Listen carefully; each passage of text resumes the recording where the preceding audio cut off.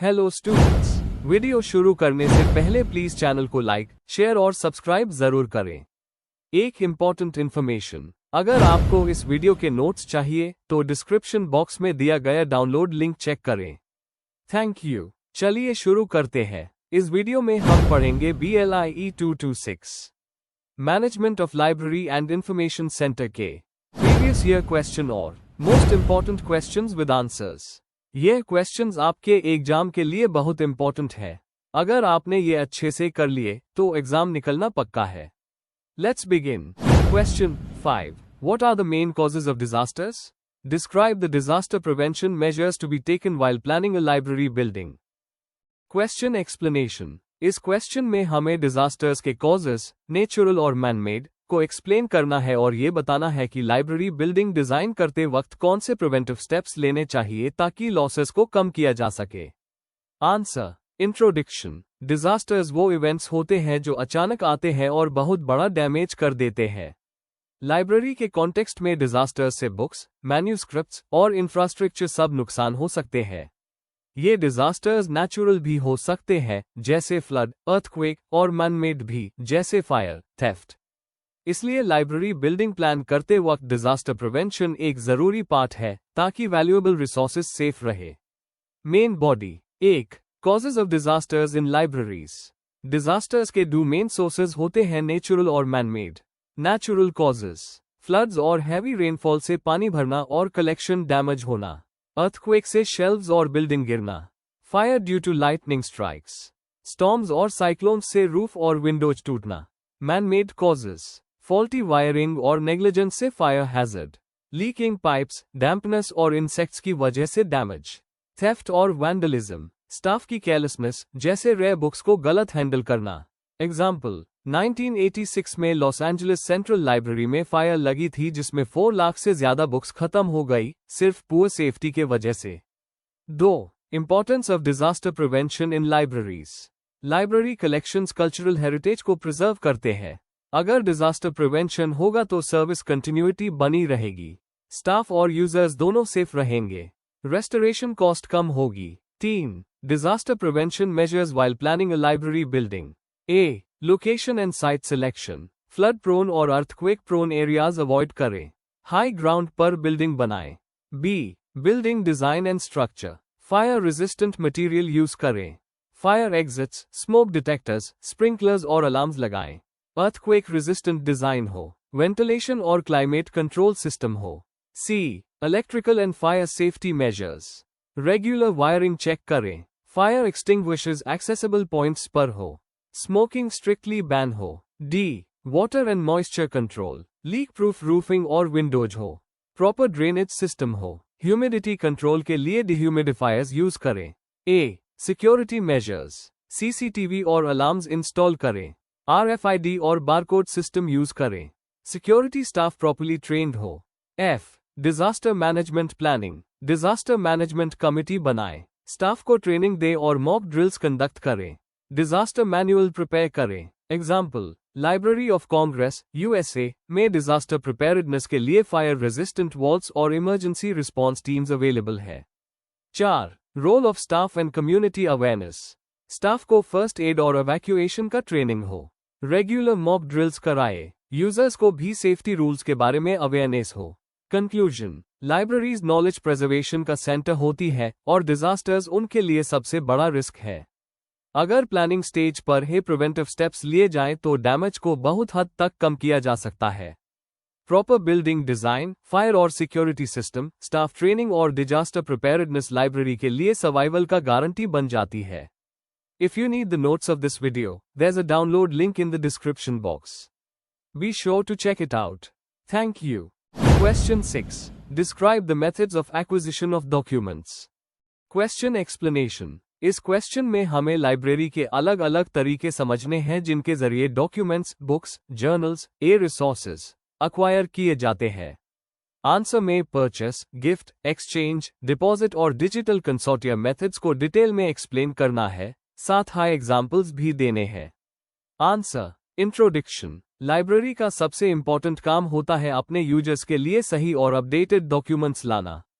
इसी प्रोसेस को एक्विजिशन कहते हैं। इसमें बुक्स, जर्नल्स, रिपोर्ट्स और आज के टाइम में रिसोर्सेज भी शामिल होते हैं। एक्विजिशन का मेन एम होता है एक बैलेंस्ड और यूजफुल कलेक्शन डेवलप करना। ये काम लाइब्रेरीज अलग अलग मेथड से करती हैं, जैसे परचेस, गिफ्ट, एक्सचेंज, डिपॉजिट और कंसोर्टियम। आइए इन मेथड्स को डिटेल में समझते हैं। Main body. 1. Purchase method. Purchase सबसे कॉमन और रिलायबल मेथड है जिसमें लाइब्रेरी डायरेक्टली पब्लिशर्स, वेंडर्स या डिस्ट्रीब्यूटर्स से बुक्स और रिसोर्सेज खरीदती है। इसके लिए फैकल्टी, स्टूडेंट्स और बिब्लियोग्राफीज की रिकमेंडेशन ली जाती है और फिर वेंडर्स को ऑर्डर दिया जाता है। एडवांटेजेस। लेटेस्ट और रिक्वायर्ड मटेरियल्स जल्दी मिल जाते हैं। लिमिटेशंस। बजट काफी होना चाहिए, कभी कभी डिलीवरी डिले हो जाती है। एग्जाम्पल, यूनिवर्सिटी लाइब्रेरीज अपने सिलेबस के लिए टेक्स्ट बुक्स परचेस करती है। 2. Gift method. लाइब्रेरी को फ्री में डॉक्यूमेंट्स मिलते हैं इंडिविजुअल्स या इंस्टीट्यूशंस से। ये वॉलंटरी गिफ्ट्स होते हैं या गवर्नमेंट रिपोर्ट्स के फॉर्म में मिलते हैं। एडवांटेजेस। रेयर और वैल्यूएबल आइटम्स कलेक्शन में शामिल होते हैं और वो भी free of cost. Limitations. Her gift library के काम का नहीं होता, अनवांटेड मटेरियल्स को हैंडल करना मुश्किल होता है। एग्जाम्पल, नेशनल लाइब्रेरी को अथर्स अपने पर्सनल कलेक्शंस डोनेट करते हैं। 3. Exchange method. डू लाइब्रेरीज अपने डुप्लीकेट या एक्स्ट्रा मटेरियल्स को एक्सचेंज करती है। इस मेथड से कॉस्ट बचती है और कोऑपरेशन प्रमोट होता है। लिमिटेशंस। एक्सचेंज तभी पॉसिबल है जब दोनों पार्टीज के पास यूजफुल मटेरियल हो। एग्जाम्पल, यूनिवर्सिटीज अपने एनुअल पब्लिकेशंस एक्सचेंज करती है। 4. डिपॉजिट और कॉपीराइट मेथड। कुछ लाइब्रेरीज को लीगल डिपॉजिट के थ्रू डॉक्यूमेंट्स मिलते हैं, जैसे नेशनल लाइब्रेरीज। लॉ के अकॉर्डिंग पब्लिशर्स को अपनी बुक्स की कॉपीज डिपॉजिट करनी पड़ती है। एडवांटेजेस। कंट्री के सारे पब्लिश्ड डॉक्यूमेंट्स प्रिजर्व होते हैं। लिमिटेशंस। सिर्फ नेशनल लाइब्रेरीज के लिए एप्लीकेबल है। एग्जाम्पल, नेशनल लाइब्रेरी, कोलकाता को डिलीवरी ऑफ बुक्स एक्ट के तहत हर पब्लिशर से कॉपीज मिलती है। 5. कंसोर्टिया और रिसोर्स एक्विजिशन। डिजिटल एज में लाइब्रेरीज एक ग्रुप बना के कंसोर्टियम रिसोर्सेज परचेस करती है। इससे कॉस्ट कम होता है और वाइड रेंज ऑफ जर्नल्स और डेटाबेसेस एक्सेस होते हैं। लिमिटेशंस। सब्सक्रिप्शन रीन्यू करना पड़ता है और लाइसेंस के कुछ रिस्ट्रिक्शंस होते हैं। एग्जाम्पल, इन्फ्लिबनेट का यूजीसी इन्फोनेट कंसोर्टियम यूनिवर्सिटीज को जर्नल्स प्रोवाइड करता है। कंक्लूजन। ओवरऑल, एक्विजिशन एक सिस्टमैटिक प्रोसेस है जिससे लाइब्रेरी अपने यूजर्स के लिए रेलेवेंट रिसोर्सेज लाती है। ट्रेडिशनल मेथड्स जैसे परचेस, गिफ्ट, एक्सचेंज और डिपॉजिट के साथ डिजिटल मेथड्स जैसे कंसोर्टिया भी इक्वली इंपॉर्टेंट होते जा रहे हैं। हर मेथड के अपने प्रोज और कॉन्स हैं, इसलिए लाइब्रेरीज इन्हें कंबाइन करके एक बैलेंस्ड कलेक्शन बनाती है। आज के डिजिटल टाइम में दोनों मेथड्स का मिक्स जरूरी है। If you need the notes of this video, there's a download link in the description box. Be sure to check it out. Thank you. Question 7. Refurbishing. Question explanation. इस question में हमें रिफर्बिशिंग का concept समझना है, मतलब library के renewal और renovation के बारे में लिखना है। आंसर में बताना है कि रिफर्बिशिंग क्यों जरूरी है, इसके प्रोसेसेस क्या होते हैं और इसका लाइब्रेरी पर क्या इम्पैक्ट पड़ता है। आंसर। इंट्रोडक्शन। रिफर्बिशिंग का मतलब है लाइब्रेरी के इंफ्रास्ट्रक्चर, फर्नीचर और फैसिलिटीज को नया और मॉडर्न बनाना। ये सिर्फ मेंटेनेंस नहीं है, बल्कि एक ऐसी प्रोसेस है जिसमें यूजर के एक्सपीरियंस को इम्प्रूव करने के लिए नए सिस्टम्स और डिजाइन अडॉप्ट किए जाते हैं। आज के डिजिटल जमाने में लाइब्रेरीज को रिफर्बिश करना बहुत जरूरी हो गया है ताकि स्टूडेंट्स और रिसर्चर्स की बदलती नीड्स पूरी हो सके। Main body. 1. Meaning and scope of refurbishing. Refurbishing का मतलब है पुरानी लाइब्रेरी को रिपेयर और रीडिजाइन करके नई फैसिलिटीज देना। इसमें पेंटिंग, लाइटिंग, फर्नीचर रिप्लेसमेंट और मॉडर्न टेक्नोलॉजी ऐड करना शामिल है। स्कोप फिजिकल और डिजिटल दोनों इंफ्रास्ट्रक्चर तक फैलता है। एग्जाम्पल, अगर एक कॉलेज लाइब्रेरी में अभी भी पुराने वुडन चेयर्स हैं, तो रिफर्बिशिंग के बाद एर्गोनॉमिक चेयर्स और मॉड्यूलर टेबल्स प्रोवाइड किए जा सकते हैं। 2. Need for refurbishing in libraries. User needs change. आज के स्टूडेंट्स फ्लेक्सिबल और डिजिटल फ्रेंडली स्पेसेस प्रेफर करते हैं। Digital transformation. कंप्यूटर्स, वाईफाई और डिजिटल पॉड्स के लिए स्पेस चाहिए होता है। Preservation and safety. पुराने स्ट्रक्चर्स अनसेफ हो जाते हैं, रिफर्बिशिंग से सेफ्टी बढ़ती है। Motivation and aesthetics. सुंदर और मॉडर्न एनवायरनमेंट स्टूडेंट्स को अट्रैक्ट करता है। केस स्टडी, ब्रिटिश लाइब्रेरी ने रिफर्बिशिंग करके डिजिटल स्टडी जोन्स और कल्चरल स्पेसेस डेवलप किए जो डाइवर्स यूजर्स को अट्रैक्ट करते हैं। 3. Strategies and components of refurbishing. Physical upgrades, floors, walls और शेल्व्स की रिपेयरिंग, लाइटिंग, एसी और वेंटिलेशन सिस्टम्स इंप्रूव करना, technology upgrade, smart boards, kiosks और वाईफाई, प्रिंटर्स, स्कैनर्स और charging stations, user centric design, quiet study rooms, group study halls, flexible spaces for workshops, eco friendly approach, energy efficient bulbs, recycled material, green plants और natural light का use. 4. Benefits and challenges of रिफर्बिशिंग।